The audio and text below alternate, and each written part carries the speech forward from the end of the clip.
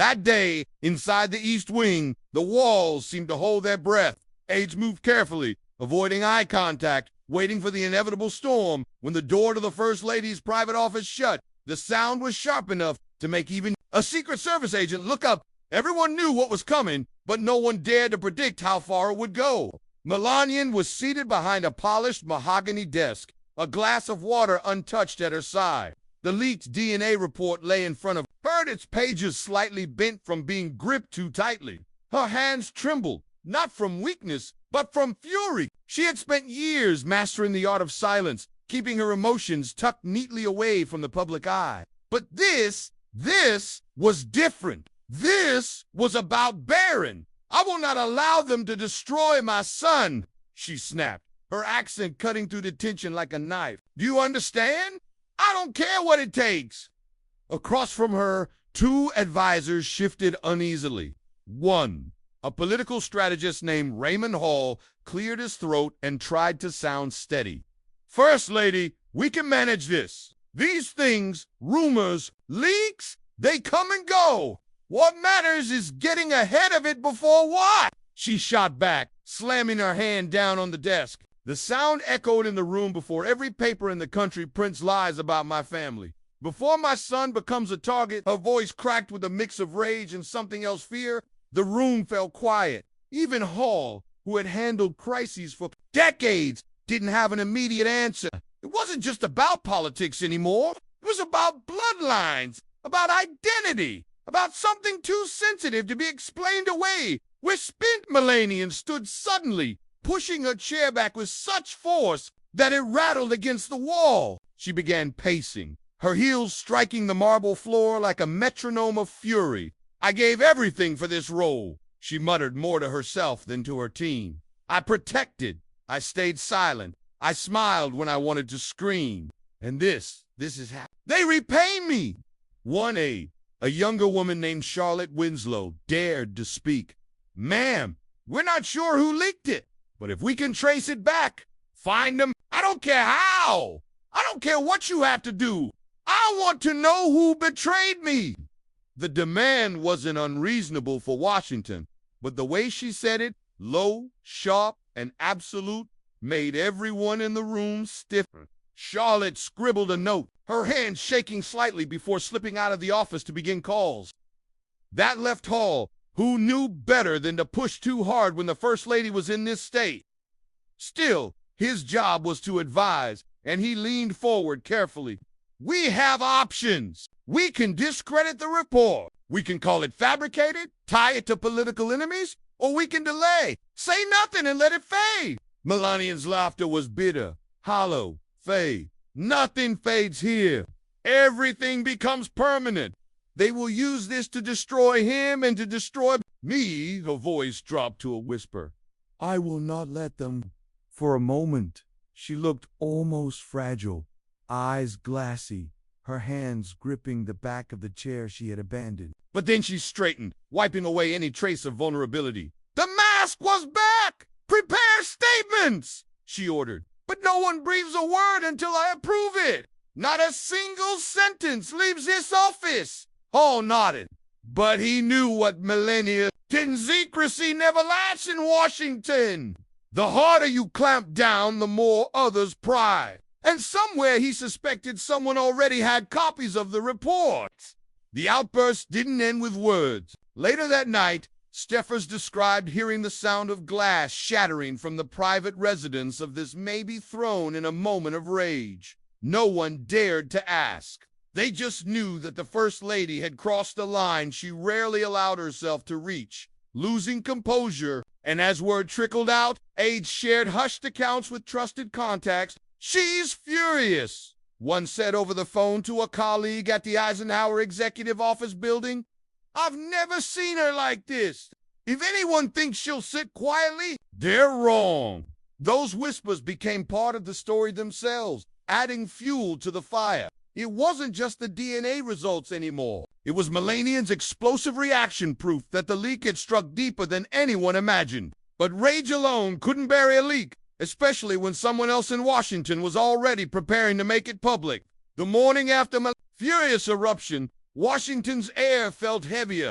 A motorcade slipped quietly down Pennsylvania Avenue, not for a state event, but for a private meeting at a law office. Tucked between coffee shops in downtown D.C., the people inside weren't wearing flags on their lapels or speaking in patriotic tones. They were lawyers, crisis managers, and spin doctors brought together for one reason: to bury the DNA leak. At the center of it sat Raymond Hall, Melanian's most trusted strategist, and two attorneys from a firm known for handling political disasters. Behind closed doors, the folder with the leaked results rested on the polished conference table, and everyone stared at it like it was a live grenade. "We've got two options," one lawyer said flatly: "discredit or distract. We can call this a fabrication, link it to political opponents, maybe even suggest it's part of a smear campaign against the First Lady. Or what?" Hall interrupted,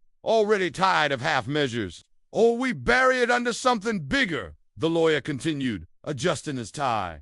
"Another story? Another controversy? Washington forgets quickly when you give it something else to chase." Hall rubbed his tempo. He knew the mechanics well. Distractions worked, but timing mattered. If they played the wrong card too early, it would look forced. If they waited, the leak could grow into a wildfire. And hanging over all of it was Melania herself, angry, wounded, and unwilling to accept anything less than total erasure. Back at the White House, Charlotte Winslow returned with troubling news. She had spent hours calling contacts, trying to trace the origin of the leak. Some said it came from within the medical community. Others whispered it had slipped through a staffer with access to private records.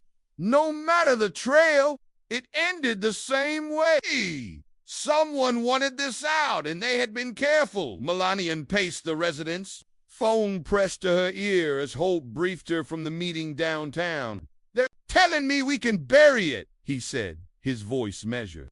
"But they'll need time and resources. Time we don't have," Melania snapped. "By now, half the city knows. If Jasmine Crockett gets her hands on this, she stopped biting down the rest of her sentence. Just the thought of the outspoken congresswoman holding this kind of weapon made her chesty tight. Charlotte entered cautiously, holding a notepad. "Ma'am, there's already chatter online. Small accounts, nothing major yet, but people are asking questions." Melania's face hardened. "Shut it down!" "How?" Charlotte asked softly. "Call platforms. Call editors. Call whoever you must. I don't care if it takes threats or favors. No one repeats this." The room fell silent again. Even for Washington, where spin was currency, this was a tall order. Trying to silence an entire city was like trying to hold back the toke with your hands. Later that evening, Hall gathered the crisis team again. They ran through scenarios, each one more desperate than the last. Fake leaks to muddy the waters, quiet bribes to journalists, pressure on social media companies to flag misinformation. Each idea carried risk. One advisor leaned forward, speaking in a low voice. "The real danger isn't the report itself, it's the reaction. If people see how badly the First Lady wants this buried, they'll assume the worst. We need to make her look calm, controlled, above it all. Not angry, not desperate." Hall exhaled slowly. "Easier said than done."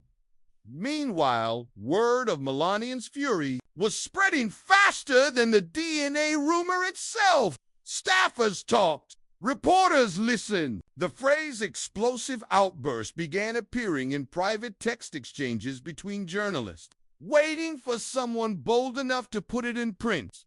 In Dallas, Texas, a reporter named Lael Morgan sat at his desk, staring at an email from a trusted source. Attached was a scan of what looked like the DNA report. He wasn't the only one who had it, but he was one of the few willing to verify it before publishing. He made a call to a congressional staffer he trusted. "Have you heard what's happening in the East Wing?" he asked. The staffer's reply was short. "She's panicking. If you have something, you should run it." Morgan leaned back in his chair, torn between caution and ambition. If he went forward, the story would explode nationally. If he held it, someone else would beat him to it. While Morgan debated, Jasmine Crockett was already watching the developments closely from her office in Dallas. She spoke with her aides about the chatter, her sharp eyes narrowing as she read through a set of forwarded emails. "This isn't just about a family issue," she said calmly. "This is about transparency, about what they hide and why." Her staff exchanged glances, recognizing that tone. Crockett had found her opening, but before she could make her move, Melanian's team was preparing a counter-narrative that would test just how much control the First Lady really had. Jasmine Crockett wasn't the type to tiptoe around a scandal. She had built a reputation on speaking boldly, cutting through the noise, and saying what others were too afraid to say out loud. So, when word of Barron's DNA leak reached her desk, she didn't just raise an eyebrow, she leaned in. Her staffers had gathered in a small conference room in Dallas, laptops open, coffee cups scattered, and a whiteboard filled with names, dates, and arrows that looked like the makings of a political thriller. Jasmine stood at the front, hands on her hips, her expression sharp. "All right," she said, her voice steady. "But